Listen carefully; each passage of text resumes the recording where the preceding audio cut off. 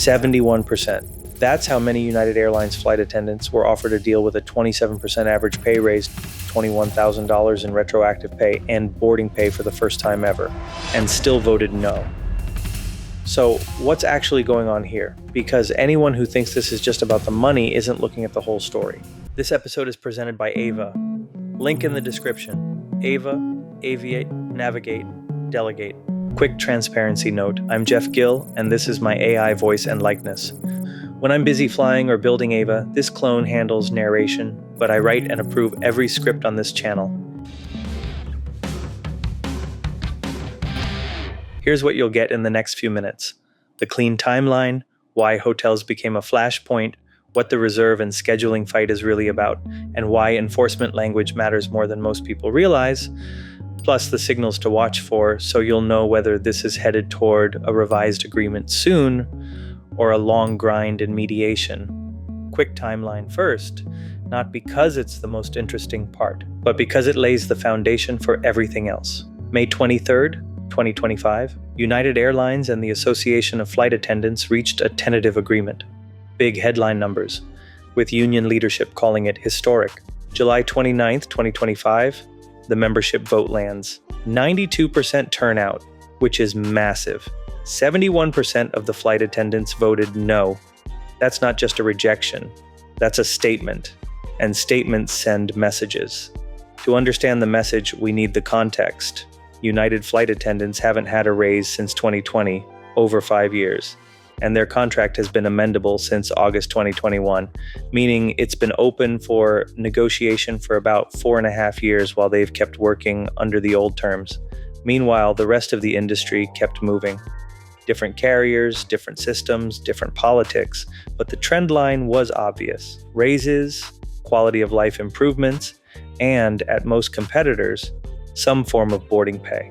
So, by the time this tentative agreement hit the table, a lot of flight attendants weren't just voting on a number, they were voting on whether the deal actually improved life on the line or whether it was higher pay without meaningful quality of life change. And that's why the hotel language, the reserve and scheduling language, and the enforcement language carried more weight than people outside the group expected. So what was in the tentative agreement? What were they actually voting on? Let's start with what got all the attention. Then we'll get to the quality of life language that makes or breaks any airline labor deal. 1. Raises. The headline number was about 27%, and the way it was structured, some flight attendants would have seen even bigger initial raises. 2. Retro pay. The number that grabbed attention was around $21,000 on average, higher for senior crews, lower for junior crews, but real money either way. 3. Boarding pay. For the first time at United, the proposal added pay for the boarding process, set at 50% of the hourly rate for that time. On paper, that's not nothing. In fact, if you only look at the top line package, it looks like a win. So the question becomes, what did they see when they moved from the headline summary to the actual contract provisions, especially the parts that control day-to-day quality of life? Here's the surface level take. They got offered a big raise, and they still said no. Here's what it was actually about. Headline economics versus quality of life reality, meaning a deal can look great in a summary and still feel wrong when you imagine living confined by it for the next 5 years. Let me make that concrete. Picture a United flight attendant reading the deal for the first time, 27% raises, retro pay, boarding pay. That's the part everyone can agree. Sounds good. Then they hit hotels. The pay numbers made headlines. The hotel language made a lot of flight attendants nervous because the standard sounds crisp in a summary, but squishy in real life. You'll see business class hotel in the language, sure, but crews zoomed in on phrases like tenable condition because that doesn't read like a premium standard. It reads like something you can argue about later. And the fear wasn't just the property, it was the outcome. Because once you start talking about downtown versus closer to the airport, and when it's necessary to move a crew, that's where people hear the quiet version of the plan. Cheaper hotels, worse locations, longer van rides, less rest. And the comparison that kept coming up was simple. Pilots are often contractually protected into higher standard, better located hotels. So when flight attendant language even hints at a downgrade, whether it's standards, process, or where the hotel ends up, it doesn't feel like a detail. It feels like a quality of life cut disguised as contract language. And that's why the union's demand now is simple. Keep the standard high, keep the location practical, and close the gap with what the pilots get. Then they hit reserve and scheduling. And the issue isn't whether reserve should exist. The issue is predictability. Because reserve can mean two very different lives. One version is there's a window, there's a reasonable call-out expectation, and the rules actually protect sleep and planning. The other version is you don't have a day off, you have a day on standby, tethered to the phone, tied to the airport. United's own contract language makes this clear. Section 8K, one of the JCBA basically says, they'll try to assign ready reserve at least 3 hours prior to check-in, but there are occasional circumstances that prevent it. And in plain English, that's how you get a short call. They'll try to give you 3 hours to check in, but sometimes even that doesn't happen. And that's why predictability becomes the real currency. It's not, do I work? It's how much of my life is held hostage by a maybe. Now layer in the scheduling system fight, because when management starts pushing efficiency and algorithm scheduling, what accrues here is less transparency, less seniority control, more randomness, especially for junior people who already get the worst of the distribution. And that's not hypothetical at United. This has been an active friction point in the negotiations narrative, tied to reserve availability and what gets traded to pay for it. When flight attendants read the TA, they're not just asking, what's the raise? They're asking, does this contract limit the worst case version of reserve, or does it legitimize it for the company? For a lot of voters, the question wasn't, is the raise big enough? It was, is this deal actually improving my quality of life, or is it paying more for the same scheduling chaos? Then they hit enforcement. Because a contract is only as real as what happens when the company violates it. If the language is vague or the remedies don't have teeth, the win on paper turns into admin in real life. Call logs, screenshots, reports, committee emails, waiting.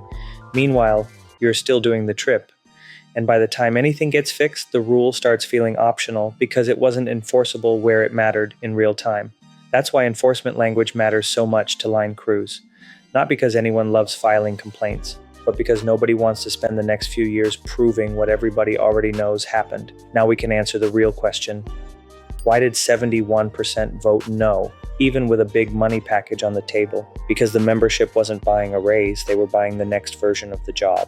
And a lot of them looked at that version and said, not that. Here's where things stand as of late January 2026. After the vote, everything snapped back into federal mediation mode. United and the union were back in Chicago January 6th through 9th, with additional mediation sessions already scheduled in February and March. And what matters isn't just that they're meeting, it's what each side is signaling they're willing to fight over now. From the union side, the message has been pretty consistent. Take member feedback seriously, fix the hotel language, tighten scheduling and reserve, push for quality of life items like notification and red-eye protections, and make enforcement real, not inspirational. They've been clear that they want a deal that delivers industry standard pay and improves day-to-day life on the line, not a pay package paired with the same work rules or even worse ones. On the company side, the messaging has been just as consistent, just in a different direction. United's framing is basically, we want an agreement, we want it to be competitive, but the union's current asks, at least as presented, would put the airline at a disadvantage. And that's where the chessboard shows itself. Because when management says competitive disadvantage, what they usually mean is, we'll pay more, but only if the operation gets something back. That something back is almost always the same bucket of trade-offs: reserve pay formulas, monthly guarantees, and scheduling control, often tied to the same theme we just talked about: efficiency, algorithms, and flexibility for the company. So we're not just watching a negotiation over raises. We're watching a negotiation over who owns the schedule, on paper and in real life. And that's why the next phase matters more than the last one. The rejected TA gave everyone a reference point. Now we're in the part where both sides decide what they'll change and what they'll fight to keep. So the real question for the next few sessions is simple. Do we get a package that's better money and better life on the line? Or do we get better pay paired with operational offsets that let the same problems fester? Hotels, reserve, scheduling, enforcement. Now zoom out for a second because these negotiations aren't happening in a vacuum. Across the industry, flight attendant contracts have been following a pattern lately. Big economic moves, heavy focus on boarding pay, and then a quieter fight underneath. Work rules, scheduling control, and hotels. Delta is the outlier because they're non-union, so they can move faster and they've already normalized boarding pay and regular raises. American and Alaska have been updating pay and adding boarding pay through ratified agreements. Southwest got big raises, but their pay math works differently, so the comparisons get messy fast. United is the one that's been stuck the longest under old terms, and that's why the emotion level is higher. Not because United crews are uniquely angry, but because the gap between what the job demands and what it pays under the current deal has been widening for years. And here's the part that matters no matter where you sit in the operation, cabin or cockpit, United or not. When one carrier finally resets the pay and the rules, it doesn't stay isolated. It becomes the new reference point in every other negotiation. So whether you're United, Delta, American, Alaska, Southwest, or you're not even a flight attendant, this is still a useful case study because it shows you what crews will tolerate and what they won't, even when the money looks good on paper. So what happens next? Nobody, not even the people in that room, can predict how this will end, but we can watch the signals. Here are the signs that actually matter. First, union updates, frequency and specificity. When updates shift from productive talks to concrete language, hotels, reserve rules, enforcement remedies, that's usually a sign something real has moved. Second, management language. If you start seeing phrases like efficiency, flexibility, modernization, and technology, that's usually the preamble to company favoring trade-offs, especially around scheduling systems and reserve constructs. Third, the cadence of mediation sessions. If sessions tighten up and stack closer together, it often means both sides think a deal is reachable. If the schedule stays spaced out with vague updates, you're probably in a slow grind. Now, based on those signals, here are 4 plausible scenarios that this process can take. Scenario 1, better money and better life on the line. That's the clean win for the union. Hotel language gets tightened, reserve predictability improves, enforcement has teeth, and the economics land at or near industry standard. Signal to watch. Union communications naming specific work rule wins, not just dollar amounts. Scenario 2, better money, but it comes with offsets. The economics improve, but management gets something meaningful back. Usually schedule control, algorithm rules, guarantees, reserve pay formulas, something like that. Signal to watch. Management messaging about competitiveness paired with union language about hard trade-offs. Scenario 3, the long grind. Mediation continues, neither side gives much, and crews stay under the old terms while everyone tries to outweight everyone else. Signal to watch, long gaps between updates and sessions, and a lot of generic progress continues language. Scenario 4, pressure campaign mode. Not a strike, this is aviation after all, but coordinated public pressure. Informational picketing, social media, hub visibility, and passenger-facing messaging to force movement. And yes, this is also the scenario where the crew room lanyards get loud again, the kind that silently say, "I'm here for the trip," and the contract. Signal to watch. Repeated, visible actions at major hubs, and a shift toward more public-facing narratives. If you want my read, somewhere between Scenario 2 and Scenario 3, better economics will land, but the fight will be over what gets traded for it.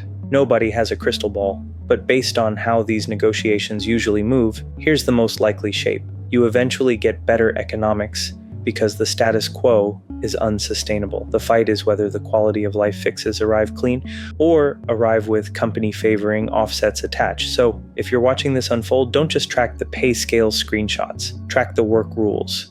Track the hotel language. Track the enforcement teeth. Because the real win isn't the number you can post. It's whether the next version of the job is easier to live with on a Tuesday at 5 a.m., not just easier to celebrate on vote day. And if you're not at United, this still matters because whatever United lands becomes leverage, directly or indirectly, in the next round everywhere else. Okay, let's close this out with a clean recap And then I'll give you the one-page cheat sheet link in the description so you can track this without living on rumor threads. 1. This wasn't a 27% raise got rejected story. It was a quality of life vote with a big money package attached. 2. The hotel language mattered because crews heard a downgrade risk. Standards that sound clear in a summary but get argued in real life, and location drift from downtown toward closer to the airport, which can mean worse surroundings, less walkability, fewer safe options nearby, and when you add shuttles, late swaps, and logistics, less real rest. That's rest and recovery and safety, not luxury. 3. Reserve and scheduling mattered because predictability is the real currency. Reserve can be manageable, or it can be miserable. And when you expect to spend a year or two on reserve before you can hold a line at a senior base, you can see why this becomes a deal breaker. 4. Enforcement mattered because a contract is only real when it gets enforced in real time. If the remedies don't have teeth, the win turns into admin, call logs, screenshots, reports, waiting. 5. Where things stand now is federal mediation, with scheduled sessions continuing through February and March, and the next deal, whenever it lands, will tell you whether United fixed the problems or paid more money while leaving them unresolved. Before you go, 2 quick things. First, if you want to follow this without living on rumor threads, I made a one-page cheat sheet for this episode. Clean timeline, key terms, and the specific signals to watch in union and company updates. Link is in the description. Second, thank you to AvvA for presenting this episode. If you travel for a living, you already know the real grind isn't the flying, it's everything around it: hotels, ground rides, reroutes, last-minute changes, receipts, errands that don't pause just because you're on the road.